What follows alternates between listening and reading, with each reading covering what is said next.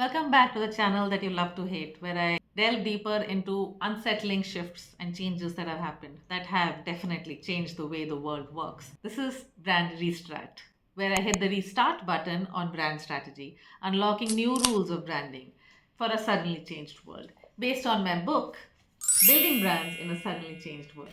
The book is available on Amazon and on all the online portals where you can buy books, published on Notion Press. Right now, the episode I'm going to discuss is based on the chapter The Turntables of Employer Employee Dynamics. Another touchy topic. I'm sorry. But it is what it is. And the sooner we accept and adapt, definitely it's better. At the core of every shift that I discuss in my entire book, and at the core of every shift that has happened in the world today, is the internet and thereby social networking. It has opened up a plethora of information. The employer employee dynamic at the time at which I started working or older generations started working was simply because we didn't know better. The advent of the internet and social networking, we have better access to information. Older people have a certain resistance to accepting that we have lived our entire lives in darkness. But the younger people are leveraging and capitalizing on all that they know. Just stay with me. I'll get to the point. What I'm trying to say is today, people understand and people's attitudes towards a place of employment is transactional.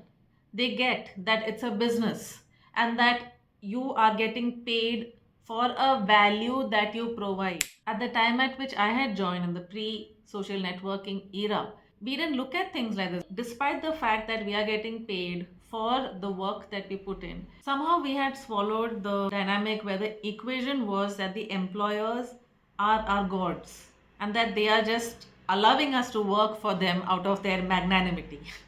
And so we had to do everything in our hands to make ourselves worthy of that. So we had to demonstrate that we are willing to put in limitless hours in office without complaint. We were willing to be absent from important family functions and friends' weddings and things. We did not take time to fall sick. It was not an option to fall ill. So if you were ill, you would be very guilty that, oh no, I'm ill, I'm sorry. And we'd minimize the leave that we take for being ill. That was what the times were like. When you look at it through the lens of a younger person today, it was nothing short of being exploited. But the interesting thing is that the employers we are calling employers who are doing this to us themselves were products of that.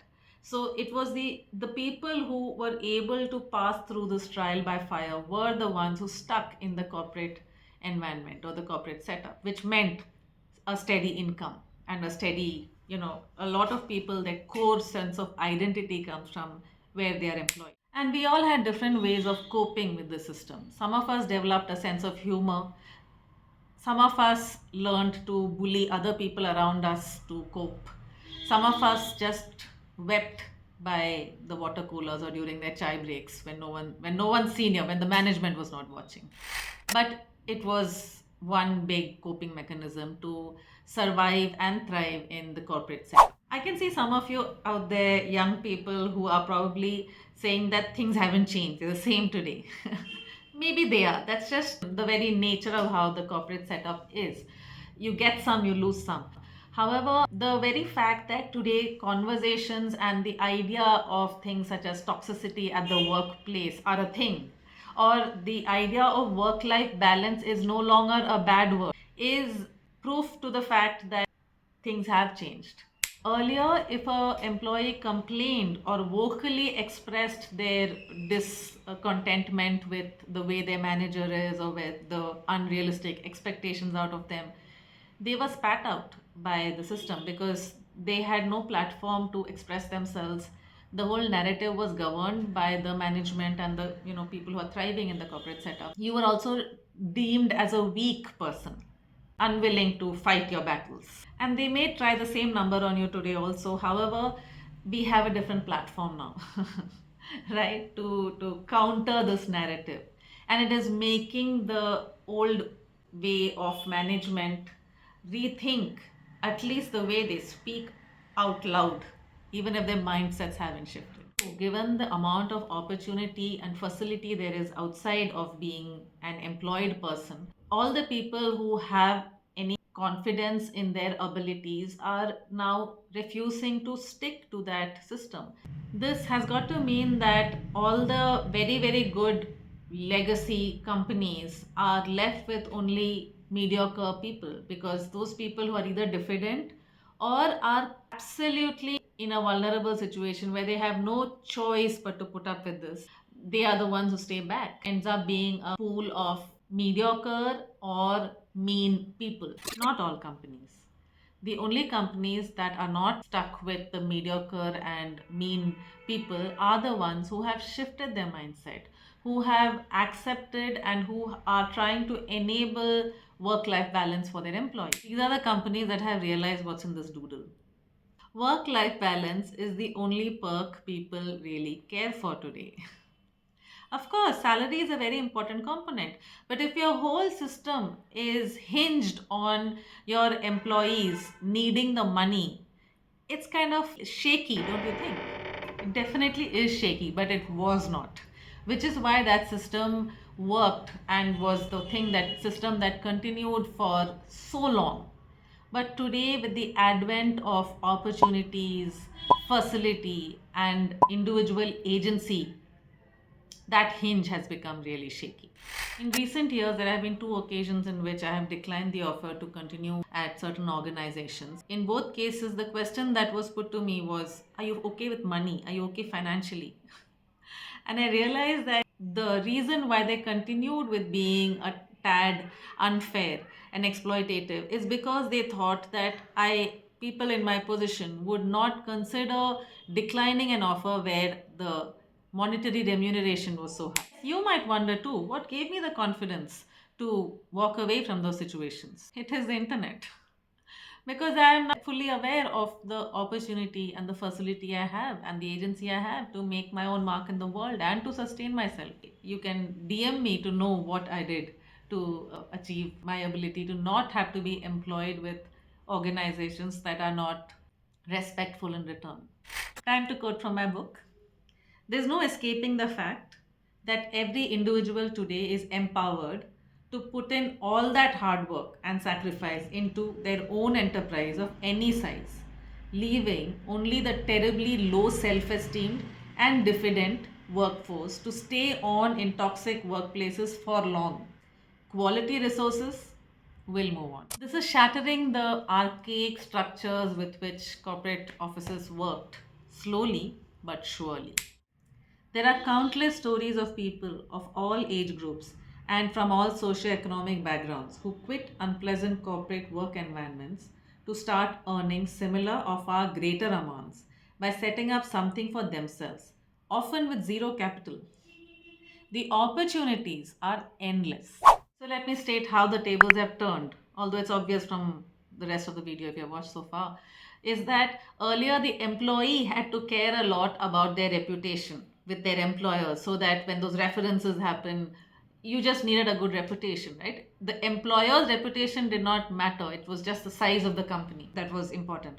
Whereas today, the employers have to worry about their reputation more, if not the same, as how much employees have to care.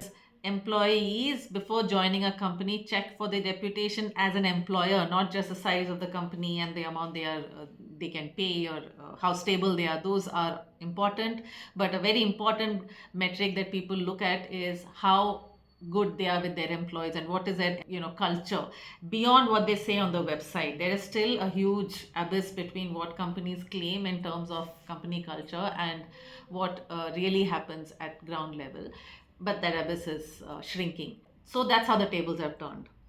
Earlier, the employer just did not care about their reputation as employers, what the work culture they build in their company is. But today that matters. And here's the real kicker. As Gen Z slowly but surely forms the majority of the workforce, bound to happen, right? Only those who insist on balancing personal time off and work time are being admired. Anyone who is sacrificing family time, health, and other hobbies entirely for the office in the name of a passion for a corporate entity is slowly beginning to feel like a foolish rat. Companies will have to not just accommodate, but proactively promote work health balance to retain a sensible workforce. Notice how I said work health balance and not work life balance, because that's what it is. It is about your health. And this is what we know and understand and acknowledge today, which, whether or not we knew it earlier, it was glorified to ignore. That's the way the shift has happened. Earlier, the reputation of an employee solely depended on the employer. So that was also a big deciding factor. Whereas today, our reputation is our own hands. We can control the narrative about us, ourselves, thanks to social media. That's another case for personal branding, which I have touched upon in another episode. You can check it out if you please. That's the episode for today.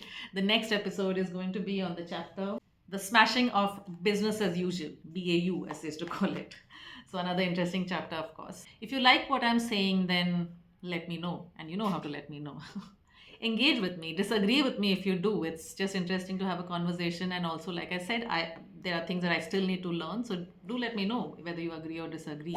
If you're interested in a course in New Age brand strategy, I've put together one. You can check it out on www.key2restrat.in. There are also 3 free demo videos that you can watch to decide whether or not you want to take it up. Other than that, there are all my social channels which I'll place here. You can subscribe to them to stay in the loop. Cheers.